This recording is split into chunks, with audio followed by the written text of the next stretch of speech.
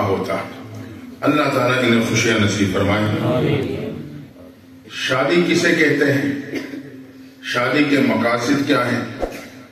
شادی والی زندگی کو خوشگوار بنانے کے لیے سنہری اصول کیا ہیں؟ پیغمبر اصلاۃ والسلام کے نزدیک اس نسبت کی اہمیت کیا ہے؟ اور علماء نے اس میاں بیوی کی مثال قرآن نے کس الفاظ میں اس کی مثال بیان کی ہے اور اللہ کے ہاں اس نسبت کا کیا مقام ہے؟ یہ کچھ بنیادی سی باتیں ہیں جو میں آپ کے سامنے عرض کروں گا۔ انشاءاللہ نئے جوڑے کو تو فائدہ ہوگا، سب کو انشاءاللہ فائدہ ہوگا۔ شادی کہتے ہیں کہ مسلمان لڑکے اور لڑکی کے درمیان میں حق مہر کی تقرری کے ساتھ گواہوں کی موجودگی میں ایک عقد کرنا، یہ شادی ایجاب و قبول۔ لیکن اس کے کچھ بنیادی مقاصد ہیں۔ مقاصد سمجھنے سے پہلے یہ بات ذہن میں رکھنا، جب انسان بے مقصد زندگی گزارتا ہے تو اس کی زندگی میں سکون نہیں آتا، اطمینان نہیں پاتا۔ بامقصد زندگی اس کی اطمینان و سکون کا ذریعہ بن جاتی۔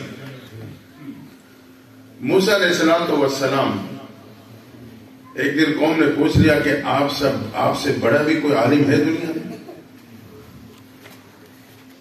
اب موسیٰ علیہ السلام اپنی قوم کی مزاج کو سمجھتے تھے، انہیں پتا تھا خضر علیہ السلام کو اللہ نے جو علم دیا ہے وہ میرے پاس نہیں، لیکن آپ نے فرمایا کہ میں بڑا عالم ہوں۔ وجہ یہ تھی کہ انہیں پتا تھا میری قوم سرکش ہے، اگر میں نے کہا کہ ہاں فلاں میرے سے بھی بڑا عالم ہے، قوم کہے گی پھر ہم آپ کی بات نہیں سنتے، انہیں لے کے آؤ۔ آپ کی بات پھر ہم کیوں سنیں، ہم ان کی بات سنیں گے۔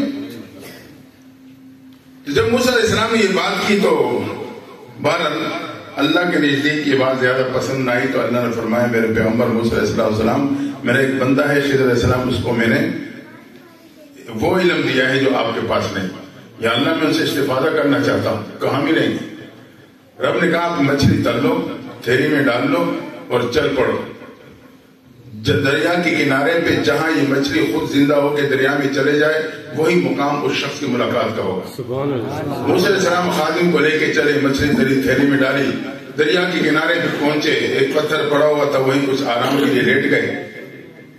جب لیٹے تو کچھ دیر بعد وہ مچھلی زندہ ہو گئی اور پانی میں چلی گئی، یوں سوراخ بناتے ہوئے اندر داخل ہو گئی۔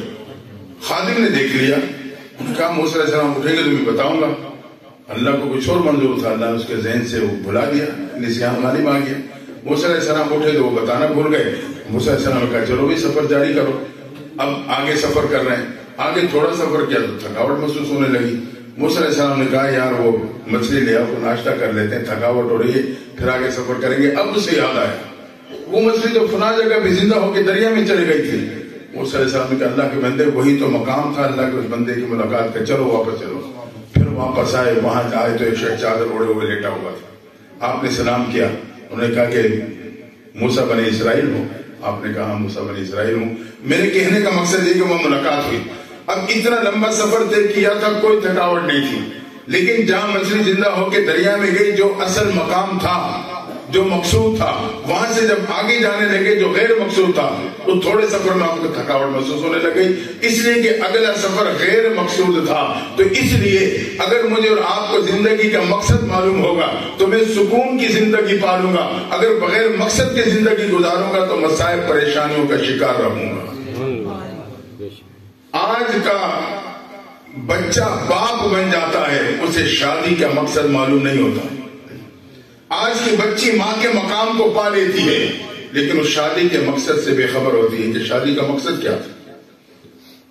شادی کے چند بنیادی مقاصد ہیں، اگر یہ مقاصد ہمیں معلوم ہوں گے اور اس کو سامنے رکھ کے اس کے مطابق میں زندگی کے سفر کو طے کروں گا، شادی کی زندگی کے سفر کو طے کروں گا، تاکہ یہ مقاصد میں حاصل کرتا چلا جاؤں، یقیناً میرے اور آپ کی زندگی میں سکون اور اطمینان آ جائے گا۔ پہلا مقصد شادی کا ایمان کی تکمیل ہے۔ النکاح نصف الایمان، ایمان کی تکمیل۔